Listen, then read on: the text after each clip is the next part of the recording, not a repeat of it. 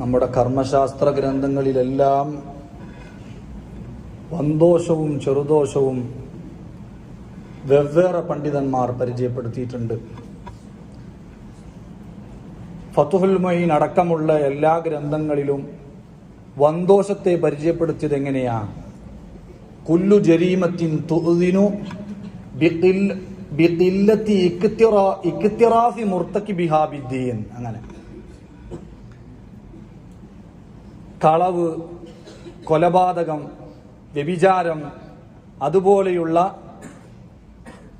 കുറ്റകൃത്യങ്ങൾ ചെയ്യുന്ന ആൾക്ക് ദീനിനോട് പുച്ഛമാണ്, ദീന്റെ കാര്യത്തിൽ നെവർ മൈൻഡാണ് എന്നെല്ലാം വിളിച്ചോതുന്ന ചില തെറ്റുകളുണ്ട്. ആ തെറ്റുകളെയാണ് വൻദോഷമായിട്ട് പണ്ഡിതന്മാർ പരിചയപ്പെടുത്തിയിട്ടുള്ളത്. എന്നാൽ മഹാനായ സുഫിയാനു സൗരി റളിയല്ലാഹു അൻഹു പറഞ്ഞു, വൻദോഷവും ചെറുദോഷവും തമ്മിൽ വ്യത്യാസപ്പെടുത്തേണ്ടത് മനുഷ്യനുമായി ബന്ധപ്പെട്ട് കിടക്കുന്ന മനുഷ്യനോട് ചെയ്യുന്ന അന്യായം, അക്രമം, അനീതി, അതെല്ലാം വൻദോഷവും, അള്ളാഹുവുമായി ബന്ധപ്പെട്ട് കിടക്കുന്ന തെറ്റുകളെല്ലാം ചെറുദോഷവും. ഇങ്ങനെയും വൻദോഷത്തെയും ചെറുദോഷത്തെയും വേർതിരിക്കാം എന്ന് സുഫിയാനു സൗരി റളിയല്ലാഹു അൻഹു പറയുന്നുണ്ട്.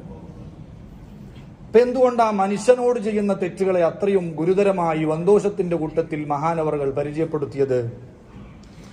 മിസ്കാത്ത് ഓതിയ കുട്ടികൾക്കൊക്കെ അറിയാം, ബാബുൽ ദുൽമ, അക്രമം, അന്യായം, അനീതി, അതിനെപ്പറ്റി പറയാൻ തന്നെ എല്ലാ ഹദീസിന്റെ കിതാബുകളിലും ഒരു ബാബുണ്ട്, പ്രത്യേകിച്ച് മിസ്കാത്തിലുണ്ട്.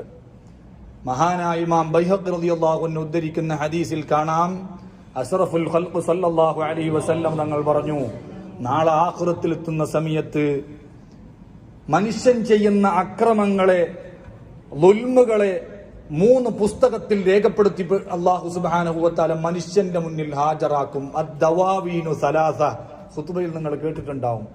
മനുഷ്യൻ ചെയ്യുന്ന അക്രമങ്ങളെ 3 പുസ്തകത്തിലാക്കി അല്ലാഹു സുബ്ഹാനഹു വ തആല പരലോകത്ത് കൊണ്ടുവരും.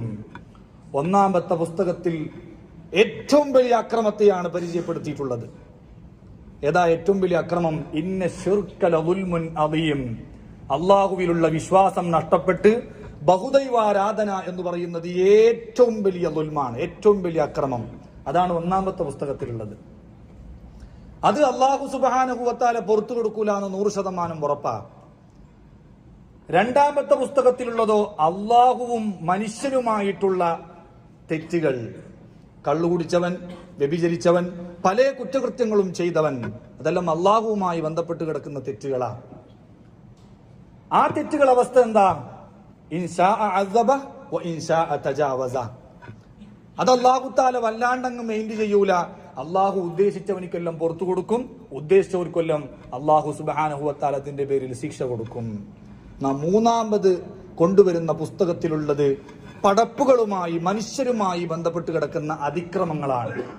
തല്ലിയതും കുത്തിയതും ചീത്ത വിളിച്ചതും ബുദ്ധിമുട്ടാക്കിയതും ഇടങ്ങേറാക്കിയതും എല്ലാം ആ പുസ്തകത്തിൽ രേഖപ്പെടുത്തപ്പെട്ടിട്ടുണ്ടാകും. ആ മൂന്നാമത്തെ പുസ്തകത്തിന്റെ അവസ്ഥ എന്താ? അത് അല്ലാഹു സുബ്ഹാനഹു വ തആല ഒരിക്കലും അതിൽ നിന്ന് ഒരു അർഫ് പോലും മായ്ച്ചു കൊടുക്കൂല. ലാ യത്റുകുഹു മിൻ ഷൈ, ഒറ്റ ഒന്നും ആ പുസ്തകത്തിൽ നിന്ന് വിടൂല. ഹത്താ യഖ്തസ്സ ബഅ്ളുഹും മിൻ ബഅ്ള്, ഭൂമി ലോകത്ത് ആര് മറ്റുള്ളവനെ ആക്രമിച്ചോ, ആര് ചീത്ത വിളിച്ചോ, ആര് ഇടങ്ങേറാക്കിയോ, അതിന്റെ പേരിലുള്ള പ്രതികാരം, ഖിസാസ് നടക്കാതെ അതിൽ നിന്നുള്ള ഒരു ഹർഫ് പോലും അല്ലാഹു തആല മായ്ച്ചു കൊടുക്കൂല. അല്ലാഹു സുബ്ഹാനഹു വ തആല ഈ നിലക്ക് കർശനമായി അതിന്റെ പേരിൽ നടപടിയെടുക്കും എന്നുണ്ടെങ്കിൽ അതിനെയാണ് വൻദോഷത്തിൽ പെടുത്തേണ്ടത് എന്നാണ് മഹാനായ സുഫിയാനു സൗരി റളിയല്ലാഹു അൻഹു പറയുന്നത്. അപ്പൊ പടപ്പുകളോട്, മനുഷ്യനോട് ചെയ്യുന്ന അക്രമം, അനീതി എന്ന് പറയുന്നത് മഹാവിപത്താണ്. ഇത് ഞാൻ പ്രത്യേകം പറയാൻ കാരണം, ഈ ഇടയായിട്ട് ഒരുപാട് കേസുകൾ, പിന്നെ ടീച്ചറുടെ മുന്നിലേക്ക് പൂർവ്വ വിദ്യാർത്ഥി വന്നിട്ട് ടീച്ചറുടെ കണ്ണടിച്ച് പൊട്ടിച്ച വാർത്ത കഴിഞ്ഞ ആഴ്ച നമ്മൾ വായിച്ചു. കാസർഗോഡും മറ്റൊക്കെ പല നാടുകളിലും സ്കൂൾ വിദ്യാർത്ഥികൾ, സീനിയർ വിദ്യാർത്ഥികൾ ജൂനിയർ വിദ്യാർത്ഥികളെ അടിച്ച് ഷേപ്പ് മാറ്റിയിട്ടുണ്ട്. കുട്ടികൾ തമ്മിൽ പരസ്പരം റോഡ് സൈഡിൽ കൂട്ടത്തല്ലും, സ്കൂളിൽ റാഗിങ്ങും, ഇങ്ങനെ തുടങ്ങി അടി എന്നത് ഒരവസരം കിട്ടുമ്പോൾ അടിച്ചങ്ങ് തീർക്കുക എന്ന നിലയിലേക്ക് നമ്മുടെ സമുദായം ചിന്തിച്ചു തുടങ്ങിയിട്ടുണ്ട്. ഒരാളെ ആക്രമിക്കുക, അടിക്കുക എന്ന് പറയുന്നത് ചിലപ്പോൾ വൻദോഷത്തിൽ വരെ പെടും എന്നാണ് ഇപ്പോൾ പറഞ്ഞതിൽ നിന്ന് മനസ്സിലായിട്ടുള്ളത്. ഇത്തഖൂ ദഅവത്തൽ മദ്ലൂം, വഇൻ കാന കാഫിറൻ. പല റിവായത്തും അതിലുണ്ട്. ഒരു റിവായത്ത് അങ്ങനെയാണ്. അക്രമത്തിനിരയായവന്റെ പ്രാർത്ഥന നിങ്ങൾ ശ്രദ്ധിക്കണം. ആക്രമിക്കപ്പെട്ടവൻ അവിശ്വാസിയാണെങ്കിലും, നമ്മളൊരു മുസ്ലിമിനെയല്ല ആക്രമിച്ചിട്ടുള്ളത്, ഒരു അവിശ്വാസിയാണ്, ഒരു തെമ്മാടിയാണ്. അവൻ പ്രാർത്ഥിച്ചാൽ വരെ അല്ലാഹു സുബ്ഹാനഹു വ തആല അക്രമി എന്ന പരിഗണന വെച്ചുകൊണ്ട് അവന്റെ പ്രാർത്ഥനക്ക് ഉത്തരം കൊടുക്കും. മുജാബു ദഅവ എന്ന് പറയുന്ന ഒരു ഗ്രന്ഥം മഹാനായ ഹാഫിദ് ഇബ്നു അബി ദുനിയ രചിച്ചിട്ടുണ്ട്. മുജാബു ദഅവ, പ്രാർത്ഥനക്ക് ഉത്തരം കിട്ടിയ മഹാന്മാരുടെ ചരിത്രമാണ് അതിൽ പറയുന്നത്. അതിൽ പറയുന്നുണ്ട്, മഹാനായ മാലിക് ബിൻ ദീനാർ റളിയല്ലാഹു അൻഹു കുറെ ദിവസം പനിച്ചു കിടന്നു, വീട്ടിൽ നിന്ന് പുറത്തിറങ്ങാനൊന്നും കഴിഞ്ഞില്ല. അങ്ങനെ പനി അല്പം കുറഞ്ഞു എന്ന് തോന്നിയപ്പോ മഹാനവറുകൾ വീട്ടിൽ നിന്ന് ടൗണിലേക്ക് പോയതാ. അപ്പോ ടൗണിൽ അന്ന് ഒരു വലിയ പോലീസ് ഉദ്യോഗസ്ഥൻ വരുന്നുണ്ട്. അയാൾ അതിലെ കടന്നു പോകുന്നുണ്ട്.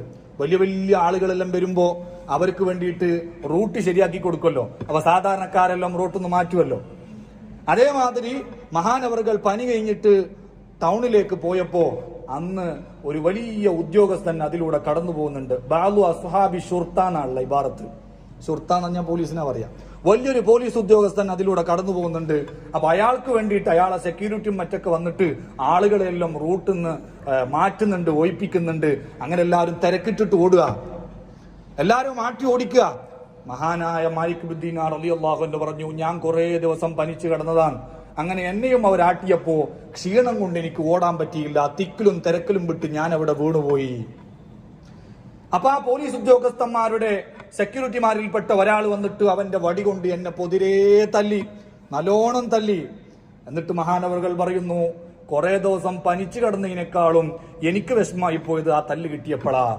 ആ വിഷമം കൊണ്ട് ഞാൻ ആ മനുഷ്യനിക്കെതിരെ ദുആയിരുന്നു, കസറല്ലാഹു യദക്, അല്ലാഹു സുബ്ഹാനഹു വ തആല നീ എന്നെ തല്ലിയതായ കൈ അങ്ങ് പൊട്ടിച്ചു കളയട്ടെ, ആ കയ്യിനെ നിനക്ക് വേണ്ടാന്ന് ദുആയിരുന്നു. എന്നിട്ട് മഹാനവറുകൾ പറയുന്നുണ്ട്, ഞാൻ പിറ്റേ ദിവസം വേറൊരു ആവശ്യത്തിന് വേണ്ടി ടൗണിൽ പോയി നോക്കുമ്പോ അദ്ദേഹത്തിന്റെ കൈ മഖ്തൂഅതൻ യദുഹു മുഅല്ലഖതൻ ഫീ ഉനുഖിഹി, കൈ പൊട്ടിയിട്ട് കൈ കഴുത്തിൽ കെട്ടി നടക്കുന്നുണ്ട് അയാൾ പിറ്റേന്ന് തന്നെ. ഒരൊറ്റ ഒരു പ്രാർത്ഥന മതി അവന്റെ കൈ പൊട്ടിപ്പോകാൻ. ആക്രമിക്കപ്പെട്ടവന്റെ പ്രാർത്ഥന അല്ലാഹു സുബ്ഹാനഹു വ തആല ഒരു മറയും കൂടാതെ അങ്ങ് സ്വീകരിക്കും. അതുകൊണ്ട് ആരെയും ആക്രമിക്കരുത്, തല്ലരുത്. മുഖത്ത് തല്ലി എന്നാ പറഞ്ഞ ടീച്ചർ. ഒരു മൃഗത്തിന്റെ മുഖത്ത് തല്ലാൻ പറ്റുമോ? തൗഫീൽ ഇബ്നു ഹജർ തങ്ങള് സകാത്തിന്റെ മൃഗങ്ങൾക്ക് പ്രത്യേകം അടയാളം വെക്കണം എന്ന് പറഞ്ഞപ്പോ പറഞ്ഞു, അടയാളം വെക്കുമ്പോ മുഖത്താവാതിരിക്കാൻ ശ്രദ്ധിക്കണം. കാരണം മുഖത്ത് വേദനിപ്പിക്കുന്നത്, തല്ലുന്നത് അത് ഹറാമാണ്. മനുഷ്യന്റേതെന്നല്ല, മൃഗത്തിന്റെ ആണെങ്കിലും തല്ലുന്നത് ഹറാമ് തന്നെയാ പ്രബലമായ അഭിപ്രായം. വഇൻ കാന ഖഫീഫൻ, കിട്ടിയ തല്ല് എത്ര ചെറിയ തല്ലാണെങ്കിലും, വലൗ കാന ബിമിസാഹിൻ, തമാശക്കാണ് മുഖത്തടിച്ചതെങ്കിൽ വരെ ഒരു മനുഷ്യന്റെയോ മൃഗത്തിന്റെയോ മുഖത്തൊരടി കൊടുക്കുന്നത് അത് ഹറാമാണ്, തെറ്റാണ്. അദബ് പഠിപ്പിക്കുന്ന മാതാപിതാക്കളും മുഅല്ലിമീങ്ങളും ശ്രദ്ധിക്കാൻ വരെ പറഞ്ഞിട്ടുണ്ട്. അപ്പൊ ആ രീതിയിൽ ഹറാമാണെന്ന് പറയുമ്പോ ഒരു മനുഷ്യന്റെ മുഖത്ത് പോയിട്ട് പഠിപ്പിച്ച അധ്യാപികയുടെ മുഖത്ത് വരെ അടിക്കണം എന്ന് ചിന്തിക്കുമ്പോ എത്രയാണ് അതിന്റെ ഗൗരവം. അല്ലാഹുവിന്റെ റസൂൽ പറഞ്ഞു, നിങ്ങൾ അക്രമത്തെ ശ്രദ്ധിക്കണം. അക്രമം നാളെ പരലോകത്ത് ഇരുട്ടാണ് എന്ന് പറഞ്ഞതിനിക്ക് ഇമാം നബവി തങ്ങൾ പല വിശദീകരണവും പറഞ്ഞിട്ടുണ്ട്. ഒന്ന്, ആഖിറത്തിലെത്തുമ്പോൾ അവർക്ക് ഒറിജിനൽ ഇരുട്ടങ്ങ് കൊടുക്കും. ഇരുട്ടുള്ള ഒരു സ്ഥലത്ത് കൊണ്ടുപോയിട്ട് അക്രമികളെ അല്ലാഹു സുബ്ഹാനഹു വ തആല കൂട്ടും. എന്നിട്ട് അവർ ഒരു വഴിയും കാണാതെ കഷ്ടപ്പെടും. അങ്ങനെ ഒരു തഫ്സീറുണ്ട്. വേറെ ചില ആളുകൾ പറഞ്ഞു, ളുലുമാത്ത് എന്ന് പറഞ്ഞാൽ ഷദായിദ്, ഏറ്റവും വലിയ വിഷമവും പ്രയാസവും ആഖിറത്തിൽ അനുഭവിക്കുന്നവർ ദുനിയാവിൽ മറ്റുള്ളവരെ ആക്രമിച്ച് അനീതി കാട്ടി വേദനിപ്പിച്ച് ദുനിയാവിൽ നിന്ന് മരിച്ചു പോകുന്ന ആളുകളാണ്. അങ്ങനെ തഫ്സീർ പറഞ്ഞവരും ഉണ്ട്. അല്ലെങ്കിൽ കഠിനമായ ശിക്ഷയാണ് അവർക്കുള്ളത് എന്ന തഫ്സീറും പറഞ്ഞവരുണ്ട്. ഏതായാലും അക്രമം ആഖിറത്തിലെത്തുമ്പോൾ നമുക്ക് എതിരെ ഏറ്റവും വലിയ ഒരു ദുരന്തമായി വരാനുള്ളതാണ്. അതുകൊണ്ട് ആരെയും ആക്രമിക്കരുത്. ഉപകാരം ചെയ്യാൻ പറ്റുന്നില്ലെങ്കിൽ, ആളുകൾക്ക് നന്മ ചെയ്യാൻ പറ്റുന്നില്ലെങ്കിൽ ഉപദ്രവിക്കാതിരിക്കുക എന്ന് പറയുന്നത് തന്നെ വലിയൊരു കാര്യമാണ്. അല്ലാഹു സുബ്ഹാനഹു വ തആല നമുക്കൊക്കെ തൗഫീഖ് നൽകട്ടെ.